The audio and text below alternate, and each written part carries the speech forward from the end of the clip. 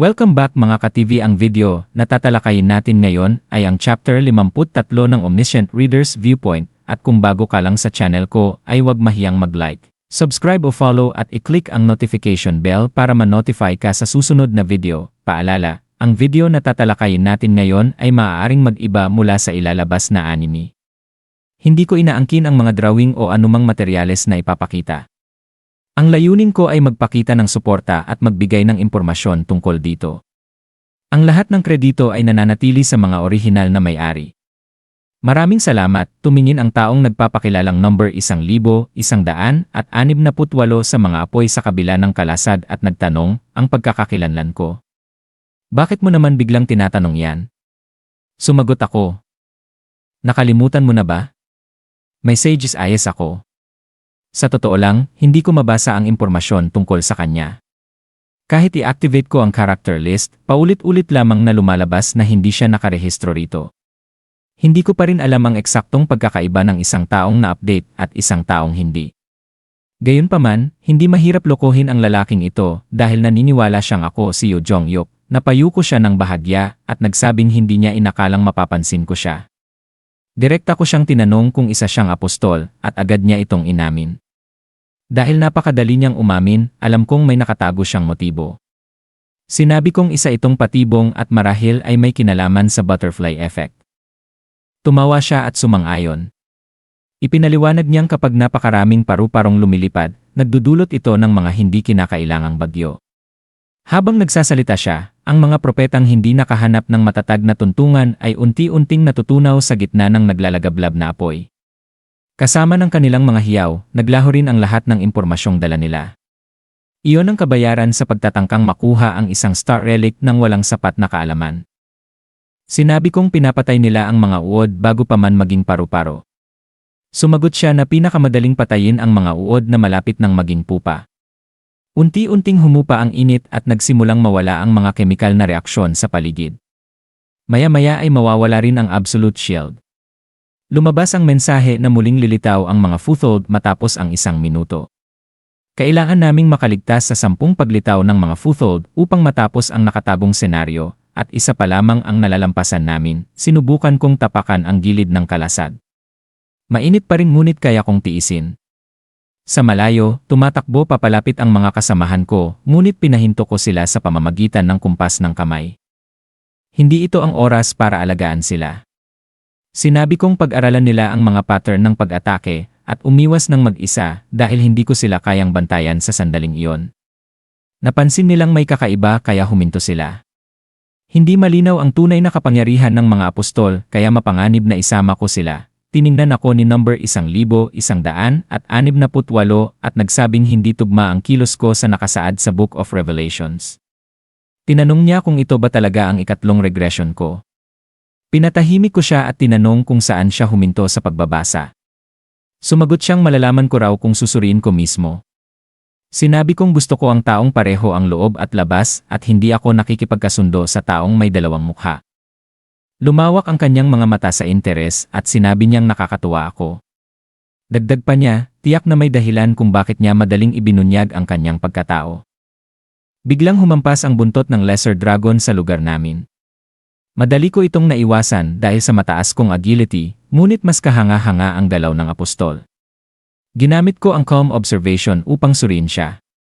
Base sa kanyang pawis, bilis at paghinga, tinatayang nasa 49 hanggang 50 ang kabuuan ng kanyang pisikal na stats, isang napakataas na antas para sa isang propeta. Lumipat ako sa likuran niya at ipinakilala niya ang sarili bilang number 1,175, ang ikalimang apostol. Dahil nasa hanay siya ng mga huling mambabasang tumigil sa pagbabasa ng Ways of Survival, alam niyang mabuti ang tungkol sa pulang meteorito. Tinanong ko ang kanyang layunin. Ngumiti siya at sinabing nais niyang iligtas si Yoo Jong-hyuk. Bagaman hindi ako naniwala, inamin niyang totoo ang hangaring iyon dahil magiging malaking problema kung mamatay si Yoo Jong-hyuk at masira ang mga pahayag ng mga propesya. Ipinaliwanag niyang nalaman nilang darating ako ilang oras pa lamang ang nakalipas kaya agad nilang binago ang plano. Sa paligid namin, patuloy na namamatay ang ibang propeta habang ang ilan ay tila kabisado ang galaw ng lesser dragon. Ayon sa kanya, wala sana silang balak makialam kung hindi ako dumating. Nang tanungin ko kung ano ang gusto nila, sinabi niyang alam ko na raw ang sagot. Muling lumitaw ang mga Futhold habang naghahanda ang Lesser Dragon Igneel na gamitin ang Flames of Destruction. Nakahanap ng ligtas na pwesto ang mga kasamahan ko. Ako naman at ang apostol ay nakakita ng Futhold na kasya para sa dalawa. Sa katunayan, marahas niyang itinulak palabas ang taong naroon upang maagaw ito. Habang pinupunasan ang dugong tumalsik sa kanya, sinabi niyang kailangan nilang patayin ang Lesser Dragon. Muli na namang umalinggaw ang dagundong ng dragon at inilabas nito ang Flames of Destruction. Umaktibo ang Absolute Shield at sinalag ang naglalagablab na apoy. Sa kabila nito, wala nang natitirang kahit isang kapat ng mga propeta. Nagpatuloy ang usapan namin habang nagaganap ang nakatagong parusa na magbabawas sa bilang ng mga Futhold sa susunod na yugto. Tinanong ko kung kaya ba nilang patayin ang dragon gamit lamang ang kanilang lakas. Kumpiyansa siyang sumagot na nakapaghanda na sila ng sapat.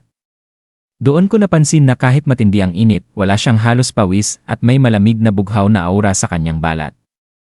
Agad kong naunawaan ang kanilang sikreto, gumamit sila ng ice pill.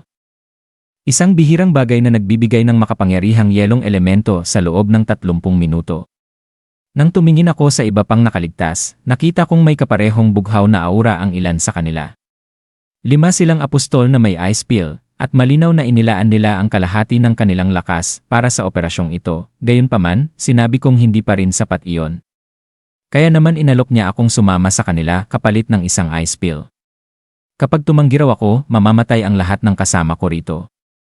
Sinubukan niya akong takutin gamit ang impormasyon tungkol sa aking grupo at maging ang Chongmuro Station. Ayon sa kanya, sinakop na raw ng kanilang grupo ang 10 istasyon at natapos na nila ang King's Road senaryo. Mayroon na silang hari at alam niya ang malaking agwat ng isang grupong may hari kumpara sa wala. Nang tanungin ko kung sino ang kanilang hari, sinabi niyang hindi nito gusto ang tawaging taong huminto sa pagbabasa.